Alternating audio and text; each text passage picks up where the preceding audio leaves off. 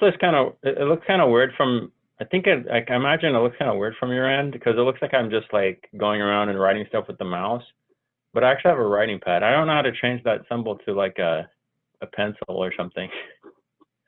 Oh, well. Okay, so anyways, 1.6 complex numbers. Okay, so I squared is the basic thing behind complex numbers, is the basic building block. And I is, and I squared is -1, or you can look at it, I as being the square root of -1. And so then if you have like the square root of -2, that's I root 2. Okay, so if you have the square root of anything, let's say the square root of -16, then that's going to be the square root of 16i, which is going to be 4i. Okay, so that's how that works. Now, complex numbers are any numbers of this form, where a and b are real numbers, and this is called the standard form. Right there. And a is the real part, and b is the imaginary part. Okay, so any number times I, any real number times I, so like 5i or 4i or 3i is an imaginary number, technically including 0. 0i, 0 times I is just 0. That's an imaginary number. I mean, that sounds kind of weird, but that is. So like, for example, here, 9 minus 5i, the real part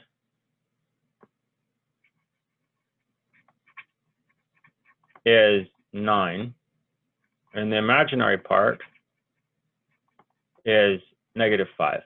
Okay, so you write it without, you say imaginary part without the I. Okay, so -5i is imaginary, but for this complex number, that imaginary part is just -5.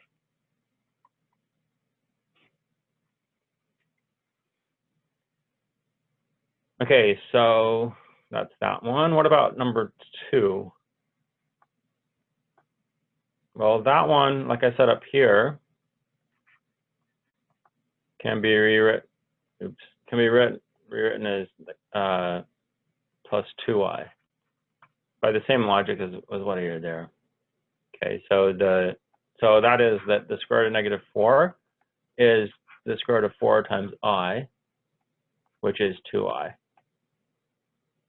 Okay, great. So what are the real and imaginary parts? I'll let somebody answer that.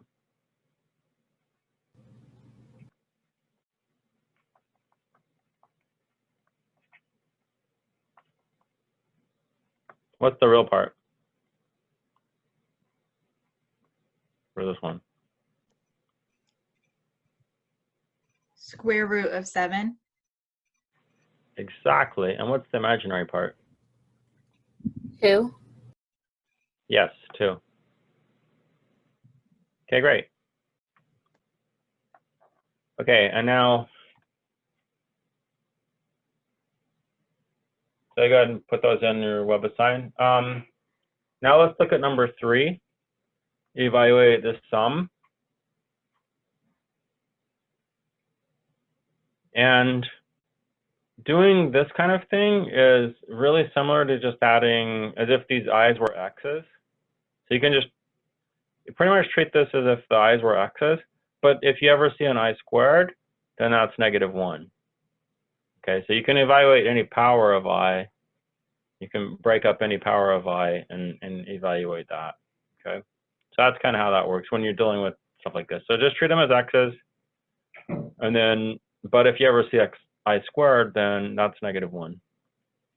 Okay, so essentially we have 9 minus 4i, and then this is going to be -8 minus 7i. So then you just combine everything, like just treat this as at -4x minus 7x.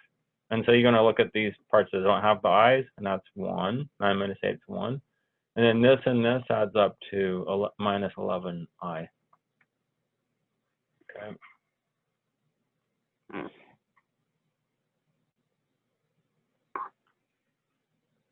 Okay, great. Any questions so far?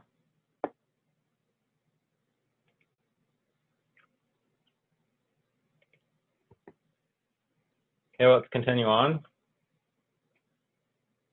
Difference, it'd be the same kind of style.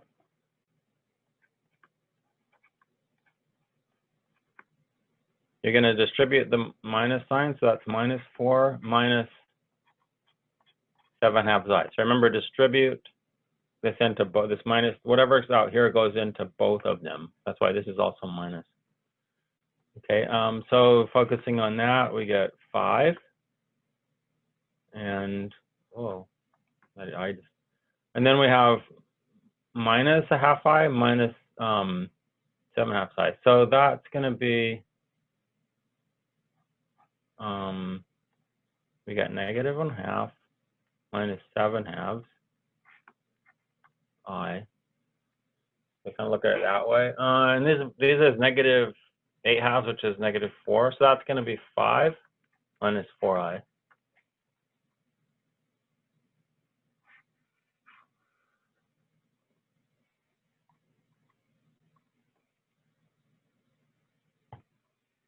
Okay, I'm hoping we get to the fun part soon. Okay, so evaluate a product. We're going to do the first ones, which is 9 times 5. That's 45. Okay, then we do the outside ones. That's 27i. And we do the inside ones. That's minus 5i. And then we do the last ones. So negative I times 3i.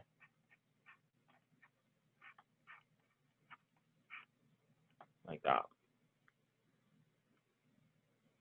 Okay, so that's 45, and then these two combine to give you 22i.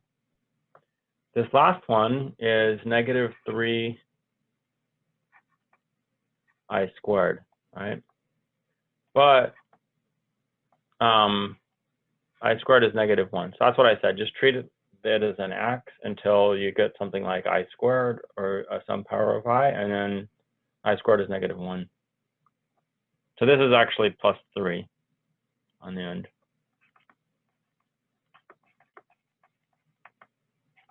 So combining these two, you get 48.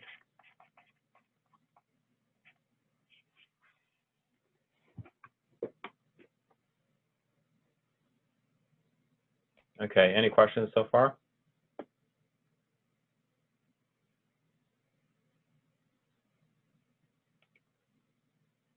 Okay, let's move to number 6.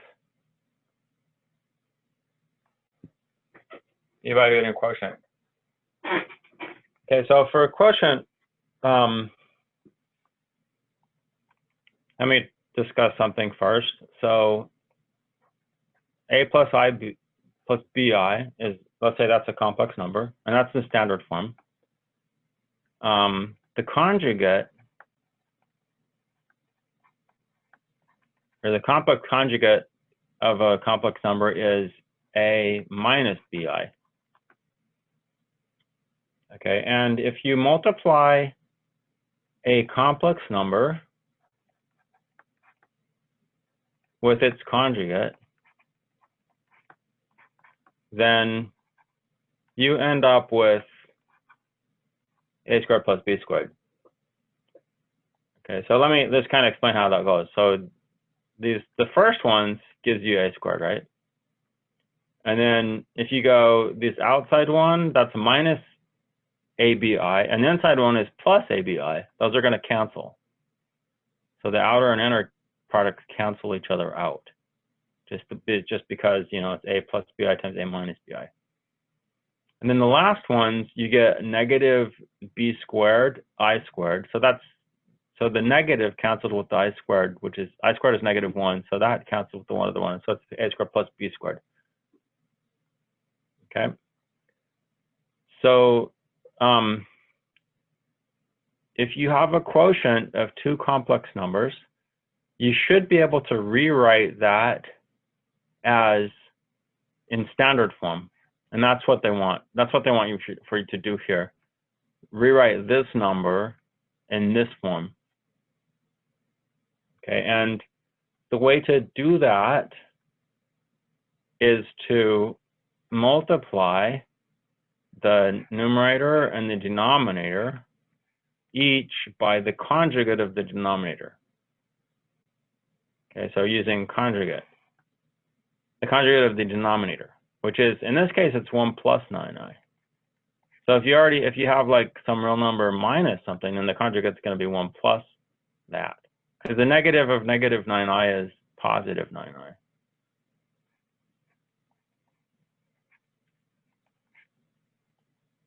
Okay, so we're actually just taking this complex number and we're multiplying it by 1. So if you multiply by 1, you just get the same number, right? So you just multiply by 1, or a fancy form of 1. Okay.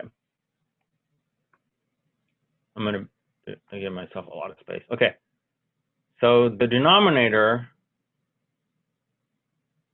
that's just going to be 1 squared plus 9 squared, according to what I said about multiplying by a conjugate. Okay, so, and you can kind of see the beginning of why we're doing it this way, because now the denominator is a real positive number. Okay, it's not a complex non-real number anymore. It's positive and it's real. The main thing is it's real. Okay, so you have a real number in the denominator. Okay, so now the numerator, let's go ahead and do that one. So the first one's 9 times 1, that's 9.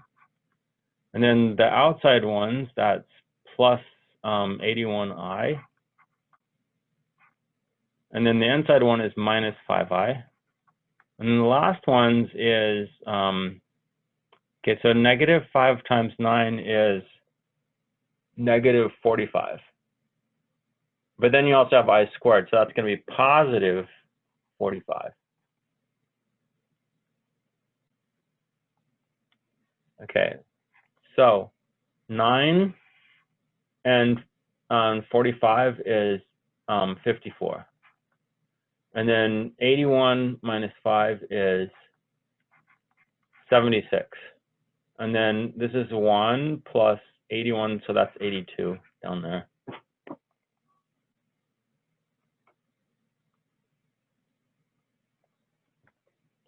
Okay, so what we're going to do is we're going to write it this way, 54. We can split it up now. Like that. That's the proper way to split it up. But then you want to simplify this. So this is, you can factor 2 out of each of those and cancel that 2 off. So that's 27 over 41. And then right here, you can also factor a 2 out and cancel those off. So that's 38 over 41. Okay. So you got to put the answer, you should put the answer like that. If you put this last one, if you put it like, if you go like that, then it might not accept it as correct. Okay, so you want to emphasize, because they're asking you in the problem, they say, put it in this form, a plus bi, put it in that form. Okay, so this is the form a plus bi.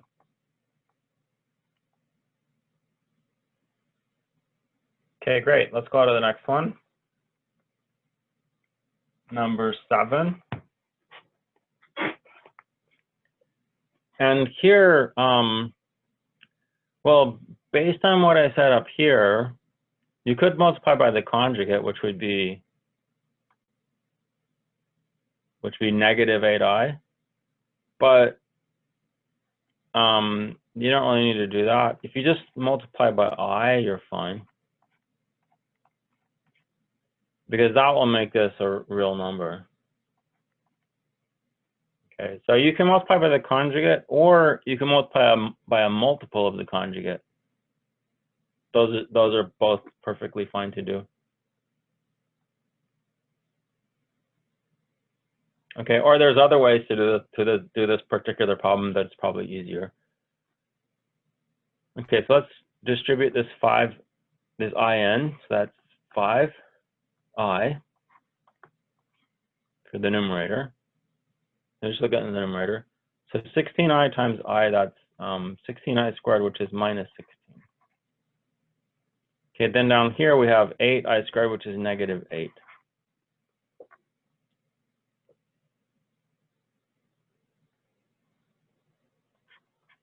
Okay, so let's go ahead and split these up. Negative 16 over negative 8 plus 5 over negative 8i.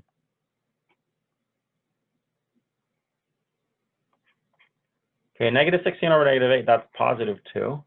And then 5 over negative 8, that's minus 5/8 I.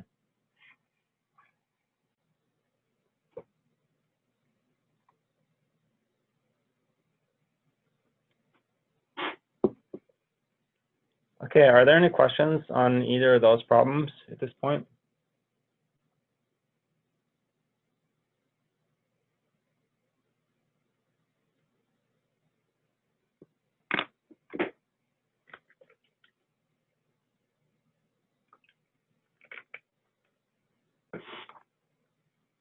Okay, let's move on.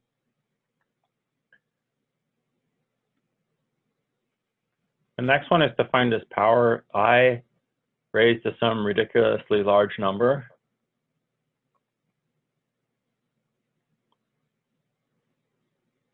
This looks like it's going to take a long time.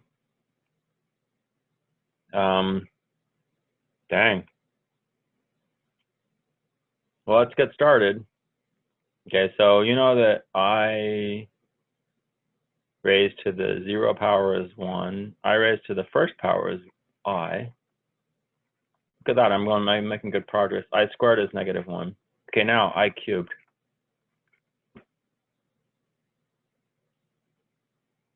What's I cubed going to be?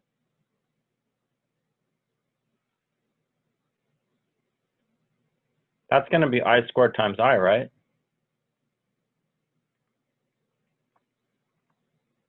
But I squared is negative 1, so that's just going to be negative I.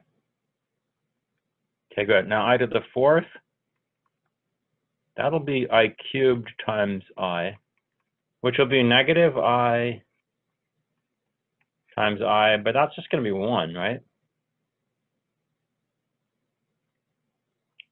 Because I squared is negative 1, and you have another negative, I squared is negative 1, and then you have another negative 1, so that's going to be negative 1 times negative 1, which is positive 1.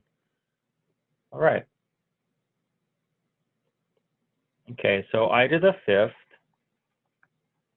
will be I to the fourth times I, which is I. And then I to the sixth will be, multiply this by I, you get negative 1. And then I to the seventh will be multiply that by I, and you get negative I. And then I to the eighth will be multiply this by I, which is going to be 1. Okay, so you see there's a pattern, right? It goes, this is I, negative 1, negative I, and then up to 1. And then it's the same thing here. It repeats itself.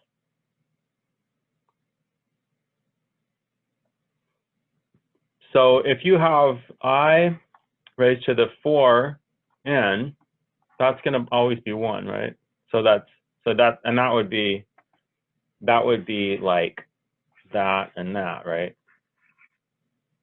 This would be, n would be 2 here, so 4 times 2 is 8. So any fourth power of I, any I raised to the fourth power is 1, so I raised to 4 times n, where n is a positive integer, that's also going to be 1. Oh, so would the answer be negative 1? Yes, yes, the answer is negative 1. So I think you figured it out here, right? So Yeah, since it ends in a 2, or So this is 1800 plus 2, right? Which is going to be I to the 1800, oops, times I squared. And since 1800 is divisible by 4, anything that's divisible by 100 is divisible by 4. That's 1, and that's -1. So is that the logic that you did? I just got the end number, which is 2, and I just looked at the pattern and I just assumed it was -1 because it ended in 2. Oh, okay. You got to be kind of careful with that because if you have because I to the 12th is going to be just 1. Because that's the next one. 4, 8, 12. So you have to look for a number that's divisible by 4 that's just slightly less than the number that you're looking for. Okay. Can you explain that one more time? Like the stuff that you just wrote, kind of separating the 1800 and the 2. Okay, so if you have any a to the m plus n, this worked with any numbers. You know that, right? That's the power rule, right? That's one rule with exponents or powers. Okay. Okay. Now here we know that 100 is 4 times 25, right? So that means 1800 is 4 times 25 times 18.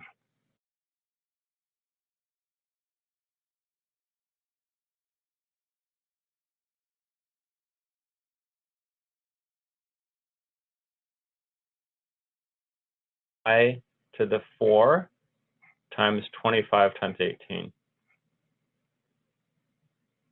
So the key is that 1800 is divisible by 4. And this is basically saying any number, if you take I raised to any number that's divisible by 4, that's going to be 1. So that's why this is 1. Because 1800 is divisible by 4. Okay, that makes more sense. And then you just add on, so then you go from there to get to the 2. Yeah, so then the one you have left is just I squared. So like, so let me just do another one, similar one. Maybe that will help. Let's say we have I to the 431. Okay. So you could also say, okay, this is I to the 400 times I to the 31, right? And then this part is divisible by 4, so that's just going to be 1. So that's I to the 31. Okay, so now what you want to do is, what is a number, the next smaller number that's less than 31 that's divisible by 4? 28. Yes, 28 is divisible by 4. Okay, and then 31 is 28 plus 3. So, and then that is just going to be 1. And then I cubed is, according to our chart here, I cubed is -1. Negative I, I mean. Okay, so that would be, so I to the 431 would be negative I. Okay, so that could be. That makes way more sense. Okay, great. Okay, so let's look at this last problem right here, number 9. Evaluate the radical expression. Wait a minute. Anybody want to guess what that is? I think we already did this before.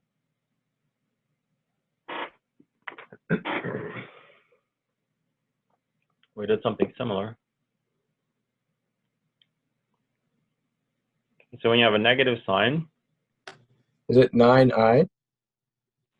yes, that's gonna be 9i. Yes.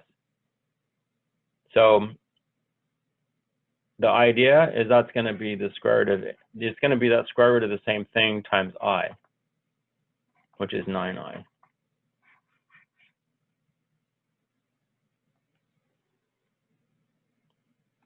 Okay, now let's bring this back to equations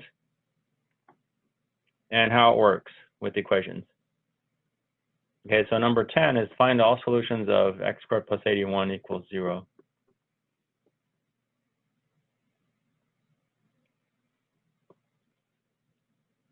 Okay, so for this one, the easiest way to do this one is to take this 81 to the other side like that. So you have x squared equals negative 81. Okay, now here you're thinking, oh, well, if I square any real number, it's going to be positive. So there's no way that this can, there's no solution that's real for this equation. But I can do what I call this extract square roots. So it's not just taking the square root of both sides, although it sort of is. It's taking the square root of both sides and putting a plus or minus on the right-hand side. So plus or minus the square root of negative 81.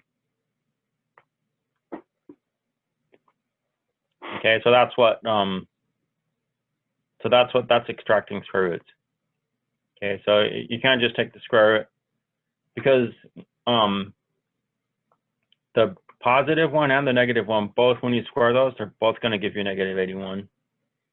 And then we know that the square root of negative 81 is 9i. Okay, so that's how you would normally write the answer, but Webassign doesn't allow you to write it that way. You've got to write it like this: negative 9i, comma 9i.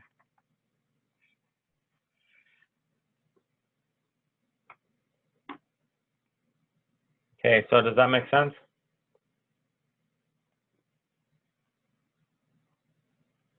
Okay. Yeah. Okay, good. Thank you. Okay, so let's take a look at the number 11.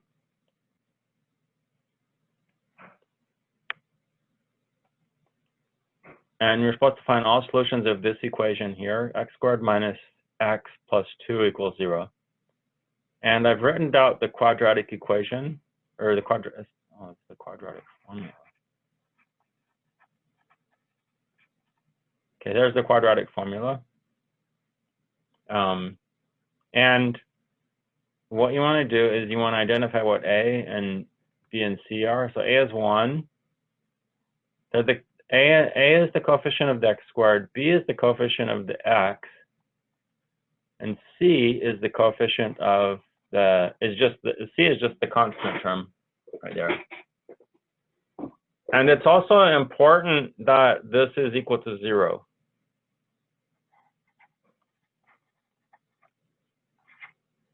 That's important to have a 0 there, because if not, then this doesn't make any sense. Okay, so we're going to plug these numbers into the quadratic formula. So the first one's negative b, which is the negative of negative 1, that's positive 1.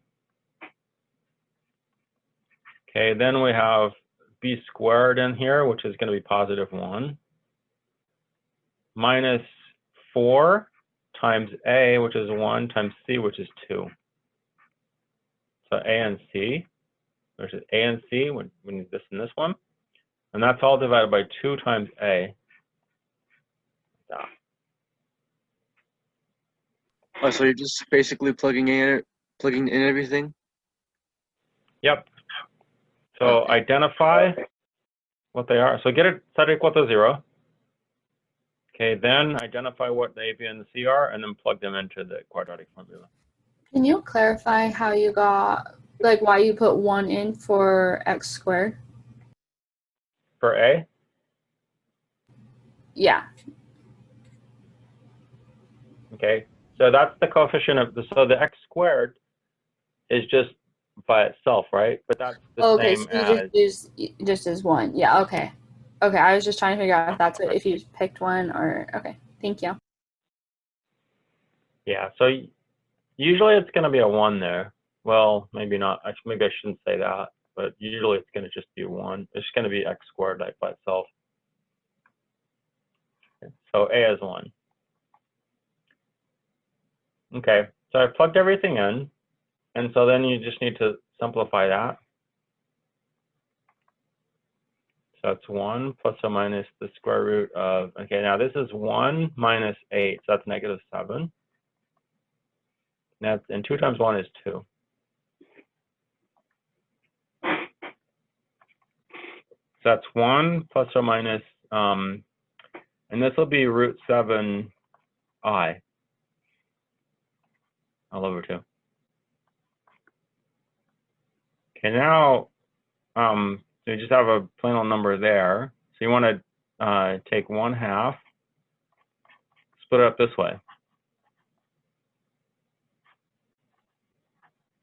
like that. And then, of course, Webassign won't allow you to put it in with the plus or minus, so you have to split it up into 2 separate answers.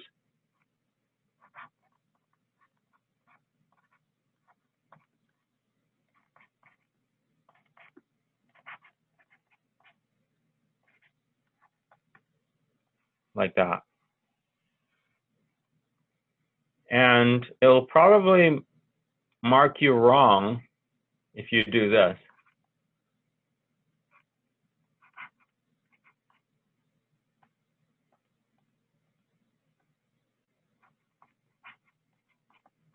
It'll probably mark you wrong if you put it like this, because this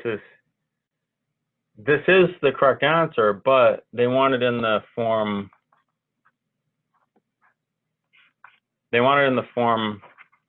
a plus bi. So this I has to be on the end. Okay, and even if you were to go like, even if you were to put it like this, you'd probably get it. That's probably going to be wrong too. So this I has to be over here. See? Well, it's kind of on the same level as the. Let me fix that. That looks weird. I'll put it a little bit higher. There we go.